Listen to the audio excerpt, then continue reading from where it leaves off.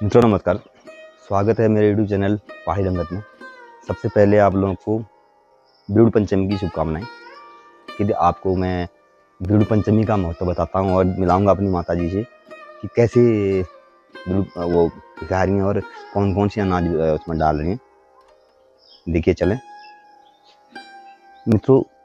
बिरुड़ पंचमी भाद्रपद मास के शुक्ल पक्ष पंचमी तिथि के दिन बिरुड़ों को भिखाया जाता है, जिसपे घर की बुजुर्ग महिलाएं 7 या 5 प्रकार का अनाज एक तांबे के बर्तन में भिगाते हैं, गाय का गोबर और दूब लगा के। दूब जैसे कि गणेश जी का प्रिय है, गणेश जी को की पूजा में दूब का इस्तेमाल होता है और 7 प्रकार के अनाज इसमें डाले जाते हैं। एक दिन षष्ठमी के दिन यह अनाज ये बिरुड़ घर में रहते हैं और सप्तमी और अष्टमी के दिन हमारे यहाँ गौरा महेश्वर, जो हम 7वां 8वां कहते हैं, तो वो पर्व मनाया जाता है। यह प्रसंग शिव पार्वती विवाह से संबंधित है। एक बार की बात है जब माता पार्वती का विवाह भगवान शिव जी के साथ होता है, तो माता पार्वती शिव जी शंकर भगवान से रुष्ट होकर, नाराज होकर अपने मायके आती है। जैसा कि सबको हमको विदित है, हमसे मालूम है कि जब कोई भी कन्या या लड़की अपने ससुराल पक्ष में अगर नाराज होती है तो मायके ही आती है। तो माता पार्वती के पिताजी पर्वतों के राजा पर्वतराज हिमालय, उनके नाम से माता पार्वती का नाम पार्वती था और माता नैना, तो उनके पास माता नाराज होकर आते हैं सप्तमी के दिन। तो उस दिन हमारे यहाँ सातु मनाया जाता है। तो इन्हीं बिरुड़ों का भोग और या कहें इन बिरुड़ों से उनकी पूजा की जाती है माता पार्वती की सप्तमी के दिन। और अष्टमी के दिन भगवान शंकर माता पार्वती को मनाने अपने ससुराल आते हैं।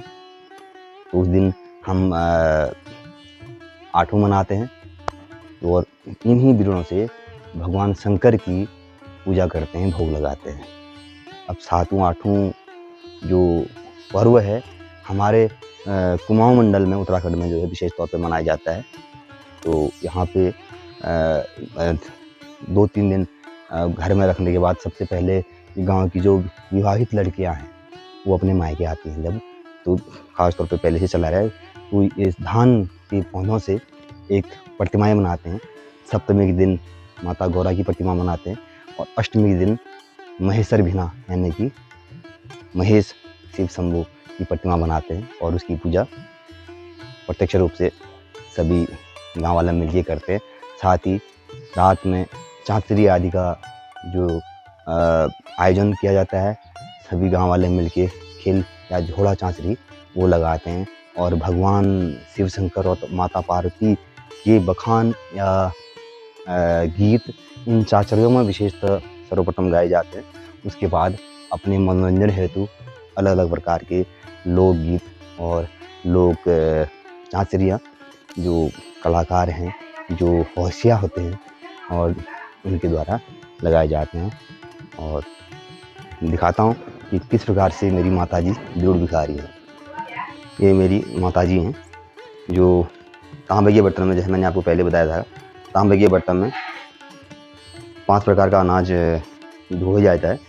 तो तांबे के बर्तन को तैयार कर रही हैं, जिसमें गोबर, दूब और पीठा, चंदन, अक्षत लगाकर तो बर्तन को तैयार कर रही हैं। तो गोबर और जो दूब है, ये चीज़ से, इन दोनों से गणेश जी की पूजा होती है।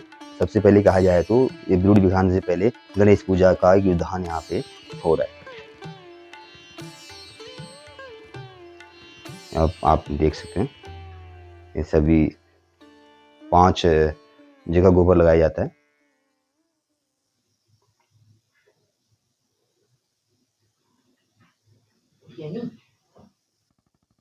आइजा पहले तो तुम कोटि कोटि प्रणाम से तुम मदद करला थोड़ा बहुत उनमें। और तुम ये मैं ये बताया, ये मैं जो 5 प्रकार अनाज हम हल्लू ने दाल या पंचानाज को नाम वो क्या हल्लू थे मैं बिरुड़ में मटर नाल ने भैया। हाँ फिर मैं 5 एक भागो मिठा, एक मांस मिठा, एक मीठा। अच्छा, मतलब 5 अनाज। तो दोस्तों एक प्रावधान हमारे उत्तराखंड में है कि जो गिरुड़ दिखाते हैं वो 5 अनाज या 7 अनाज से तैयार करके दिखाया जाता है। भूसी जगह पर 5 अनाज या 7 अनाजों का भी इस्तेमाल किया जाता है। तो 5 अनाज में हमारे यहाँ पिथौरागढ़ में जो गिरुड़ दिखाने का प्रावधान है दिखाते हैं, उस पर सर्वप्रथम कलू और मांस, मक्का, गहत, लोबिया या गेहूँ, इस प्रकार से मतलब 5 अनाज मिलाते हैं कम से कम। और इससे अधिक अगर मिलाते हैं तो कई बार सरसों भी कुछ मिला लेते हैं या गेहूँ मिला लेते हैं। तो कुछ 7 प्रकार का अनाज का वो बना के लगाया जाता है। और यह वीडियो आपको अगर पसंद आया तो लाइक, सब्सक्राइब और शेयर जरूर करें। और मिलेंगे अगले वीडियो पे। धन्यवाद।